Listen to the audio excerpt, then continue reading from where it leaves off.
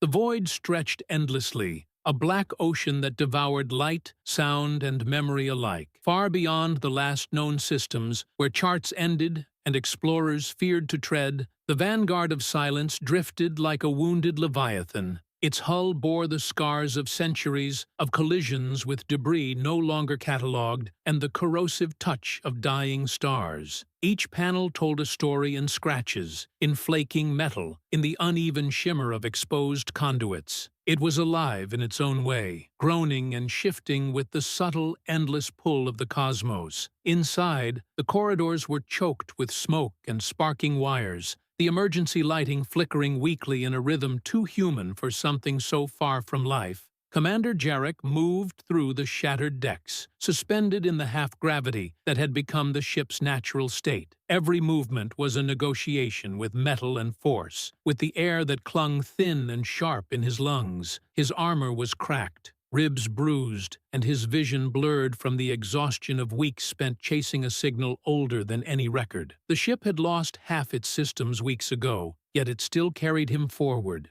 a dying creature moving through darkness with the stubbornness of memory and purpose. The signal had called him through storms of radiation, through regions marked forbidden by every empire that had survived the Great Silence. Each pulse had drawn him deeper, past dead planets with oceans frozen solid and shattered moons spinning in frozen orbits. He remembered the cadet days when instructors had warned him of such journeys, of the kinds of intelligence that did not belong to the living, that whispered from the spaces between stars. Yet he had answered anyway, driven by a curiosity older than fear. The emergency lights cast long, trembling shadows as he entered the central atrium of the Vanguard, a once grand hall now warped, twisted, and partially collapsed. Steam hissed from ruptured conduits, and the walls moaned with stress. The air was heavy, metallic, suffused with the faint scent of ozone and burning circuits. He moved along the central corridor, boots dragging over jagged metal, every step echoing like a heartbeat in a tomb. Somewhere below, the reactor shuddered violently, releasing pulses of energy that rattled the bulkheads and set loose sparks, like fireflies caught in a storm.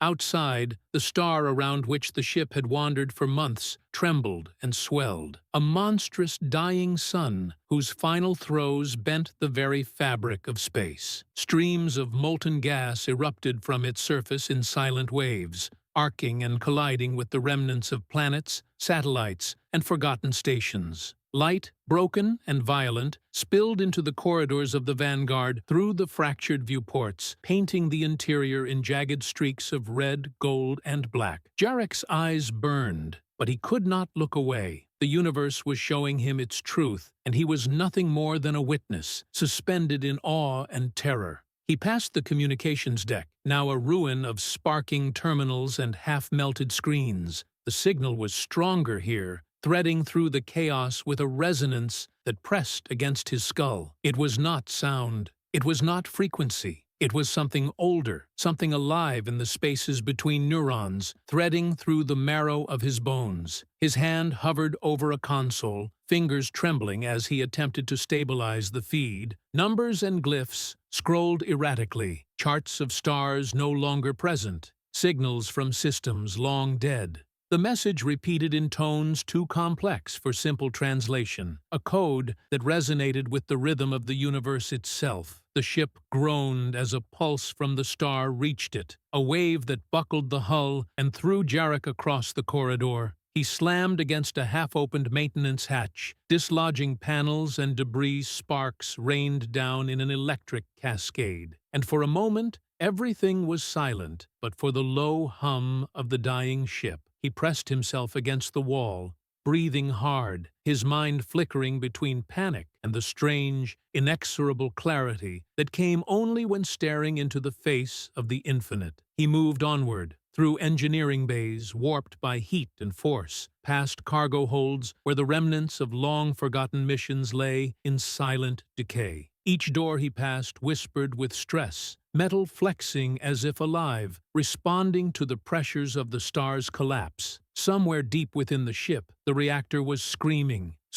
in a language of fire and plasma, yet still clinging to the last vestiges of control. Jarek's hands were scorched from contact with live conduits, his breaths ragged as the air thinned further. The signal led him to the deepest part of the ship, a place older than the construction itself, hidden behind layers of reinforced plating. Here, the metal was etched with symbols that glowed faintly under his touch. Not human, not alien, but something older, older than the memory of the stars themselves. He pressed against the surface, and it pulsed, responding to him. The resonance filled the ship, and for a moment, time seemed to bend. The ship's lights dimmed, then blinked, then died entirely, leaving him in darkness, broken only by the ethereal glow of the symbols. Beyond the viewport, the star finally erupted. A supernova unfolded in slow motion, a spiral of white-hot light and fire that devoured the surrounding space. Shock waves rippled outward, tearing apart fragments of planets and debris alike, while the signal in the ship reached a crescendo, weaving with the explosion into a single overwhelming wave of sensation. Jarek stood, unflinching, as the ship groaned under forces unimaginable, the floor buckling beneath his feet. He could feel the heat, the pressure, the gravity all warping,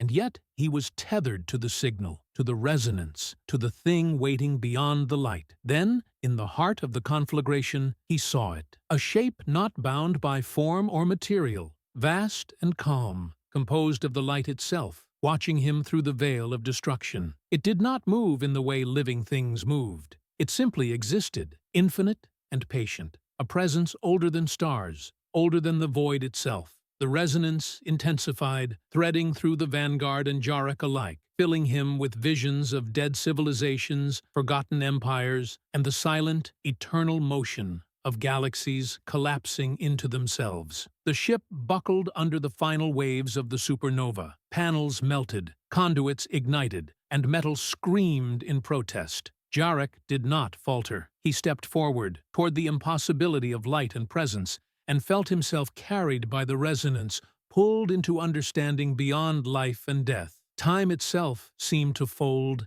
past and future spiraling together, and the void whispered secrets that no living mind was meant to hold. For hours, or centuries, or moments that were all the same, he drifted with the light, with the resonance, with the eternal presence. The vanguard of silence, though broken, though dying, carried him onward. A vessel of memory and motion in the endless dark stars were born and died in his vision. Civilizations rose and fell, and still he moved, tethered to the signal that had called him through the void. Eventually, when the universe had spoken all it could, when light and dark had folded into a single infinite, Jarek emerged. He was no longer the same being. His eyes reflected not just the starless void, but the tapestry of existence itself. The Vanguard had survived, battered and scarred, carrying its lone witness through the infinite emptiness. He understood then, without question, that the void was not empty. It had never been empty. And the message that had led him here was not a call for rescue, but an invitation, a challenge, to see what lay beyond the edge of comprehension, where time, matter, and consciousness merged into one eternal flow. And so the ship drifted onward, silent and unwavering, through the endless corridors of the void, carrying the witness of all that had been, all that was, and all that would ever be.